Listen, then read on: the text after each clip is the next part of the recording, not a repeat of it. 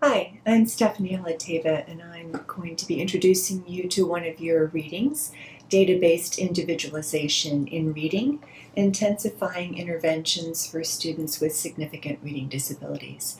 And at least two of the authors you'll be familiar with, Chris Lemons and Devin Kearns from NCLII, and also Kim Davidson, who's a faculty member at Vanderbilt. I very much like the quotation that DBI is a validated, ongoing, and dynamic process, that it's not a specific intervention or program. I think that's nice to keep at the back of our minds. And the purpose of this article is to help teachers, special educators specifically, who typically read Teaching Exceptional Children, understand more the steps involved in teaching DBI.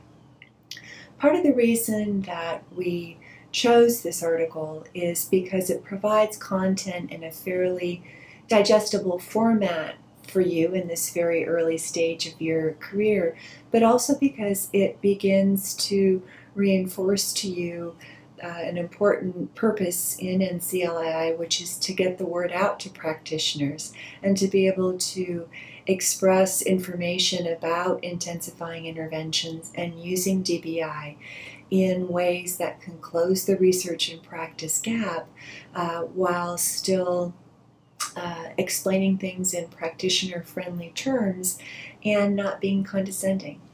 And I think that Chris and his colleagues have done a great job.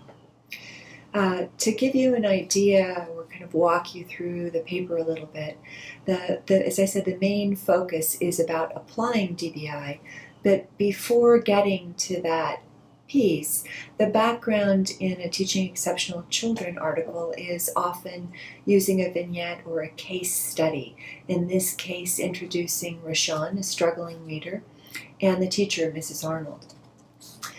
You'll be having some guiding questions about how that might motivate teachers.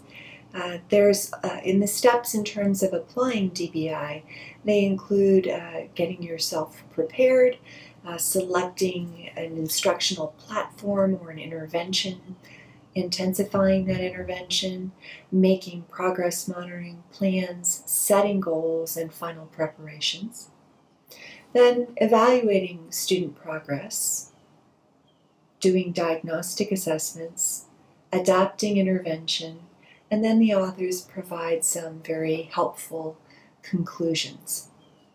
You'll notice that throughout, the authors use helpful figures or text boxes that give teachers ideas of resources where they might look for more information about DBI, and ideas for helping them select from the evidence.